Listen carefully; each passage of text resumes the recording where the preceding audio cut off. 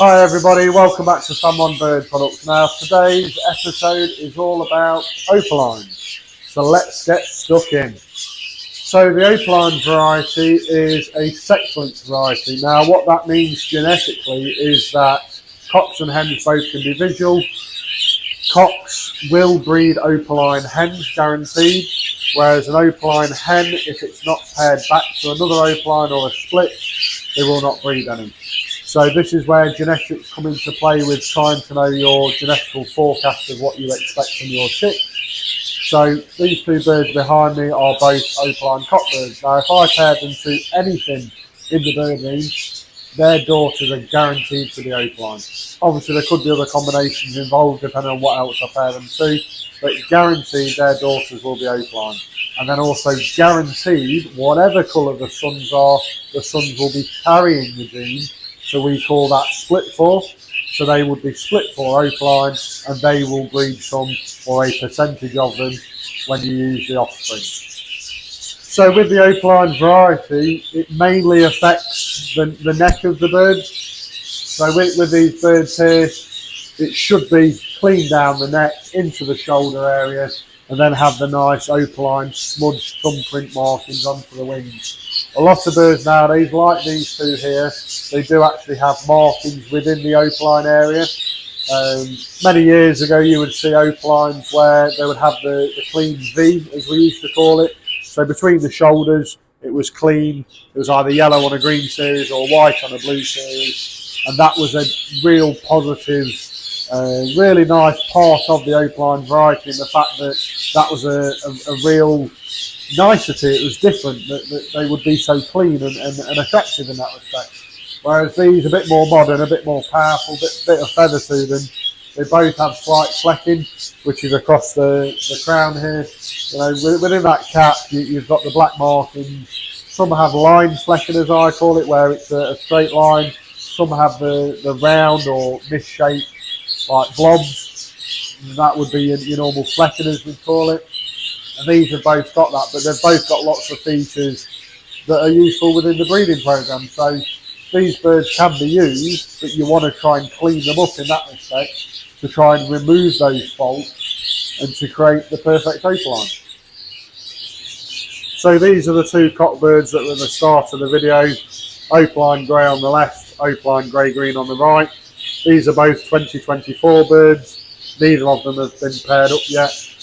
Hopefully anytime soon maturity will kick in and these can go into a breeding cage. But as you can see, what I was mentioning, the birds are suffering with that flecking, as we call it. You can see the black markings within the cap across the front of the faces of the birds, and also down the shoulders of both birds. You can see that they're quite dark marks.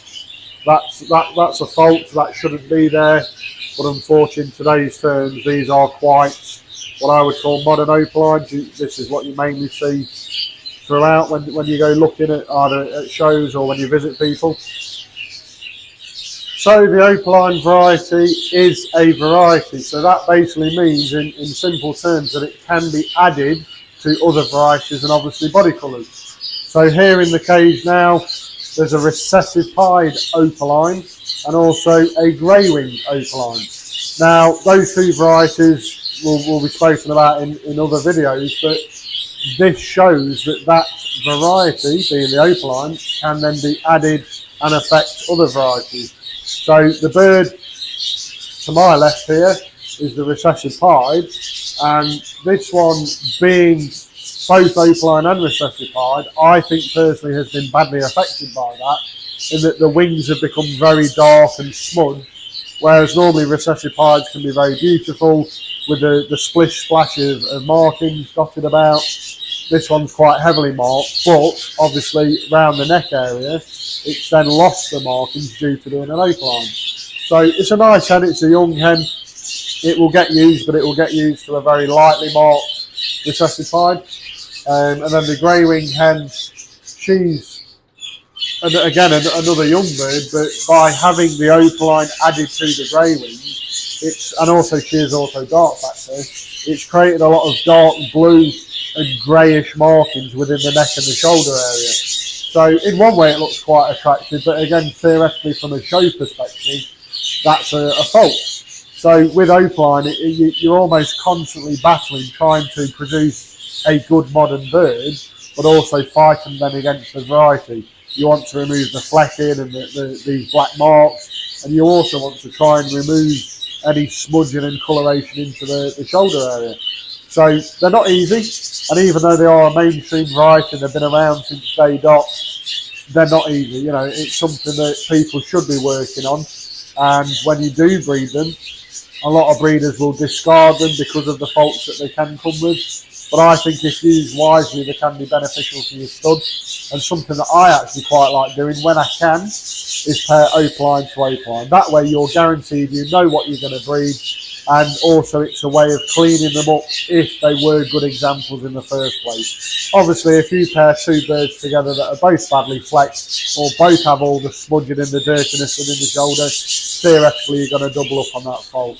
So when using them, just be careful and try and evaluate that as one of the parts of why you pair up, but they can be used and they can be really beautiful birds. So again, this is more for another episode when I more discuss the recessive pieds, but this is an Opaline recessive, and instead of having solid black markings like a normal recessive would, it's almost like a shadowed effect, as I would call it. It's affected the black, the dark markings within the wing, and then it's lost markings within the neck because of being an Opaline. So not the best example, not the best of birds to describe one really, but it shows within the two varieties combined, it's not really ideal. So this is the Opaline grey wing as I was talking about. You can see a lot of the body colour being a dark factor, and a lot of smudged grey has gone into that wing area and into that shoulder area. But that shows that on the back of the head there above my thumb, the lack of grey markings means it's an Opaline. Now this hen is a Spangle Opaline Cobalt. Now anyone that knows me knows that I've never been really a big fan of the modern day Spangles because of the lack of their traditional markings. And this one here being an Opaline, and then the dark factor I suppose too, has created a really messy, wishy-washy bird. Now some people, to be fair, it does normally seem to be when it's the pet breeders or people from the pet trade, they think this kind of thing is fantastic because of the wishy-washy markings, whereas for anyone that's exhibiting or anyone that's trying to improve on the birds, this is quite ugly and messy in that respect. But as a modern day bird, if that's the way of putting it, she has loads of attributes that are worth using. The power, the shoulder, the mask length, the width across the face. She's a broad bird, a good sized bird. So as a modern exhibition bird, worth using. As a Spangle, it'd be at the bottom of the tree. Okay, so just to reiterate, an Opaline is a sex-linked mutation variety. That means that both can be visual. Cock birds are always guaranteed to breed Opaline offspring, and Opaline hens, if not paired back to a visual or a split, you will breed no visual. But their sons will be split, so they're useful for the following year if you do want to pursue the Opaline variety.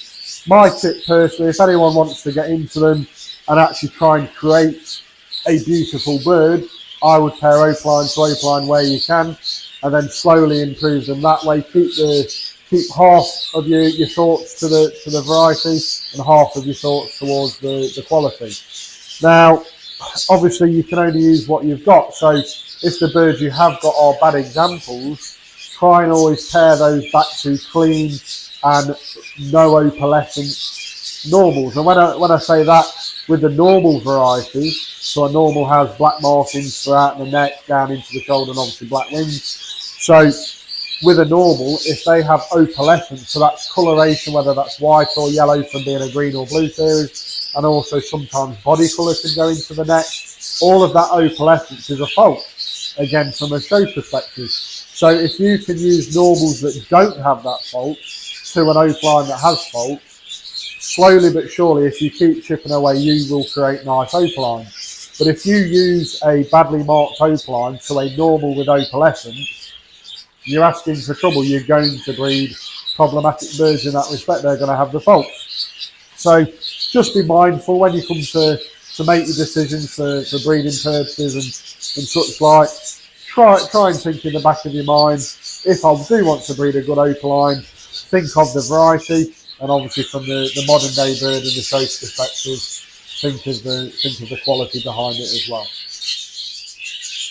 So this is a 2025 young bird that's just literally left the nest box. This actually is more varieties than what I really want to show, but I do not have a standard opaline to show currently. This is a yellowface Opaline Cinnamon. So this is 3 varieties in one, plus a body colour, which is a cobalt. But it's 3 varieties in one. The main reason for showing this was that it is an opaline, but it is the other varieties as well. Fingers crossed this will become a clean bird. There is slight markings within the cap at the moment. Both parents are spotlessly clean, and previous offspring from last year were all clean as well. So I'm really hoping this develops into a clean, good example bird. Okay, so that's the end of this small episode for the Opaline variety. I hope that's answered a few questions. If you ever want to know any more about anything that I've spoke about, please do get in touch. I'm here to help at the end of the day. And if you want to go through things, just get in touch, whether that's on the phone, email, Facebook, WhatsApp, whatever. If I can help you, I will do. And I'd like to keep doing these videos, so it really helps if you can subscribe. And also, if you've enjoyed the video, put a like on there. If there is anything that you want to know via the video, comment below and let me know what your thoughts are. And also, if there is any other videos that you want me to try and do, with having all these different birds and varieties available here, I'm going to try and go through as many as I can when I can. And also, back to the actual products, I will be doing some more talks about different products that we use and why we use them, and then also trying to give you some little tips and hints for trying to make things a bit easier during your breeding season. So if you've enjoyed it, like I say, please do subscribe, please do put a like on there, any comments are welcome, and if you ever need anything, please get in touch. Thanks a lot. Cheers.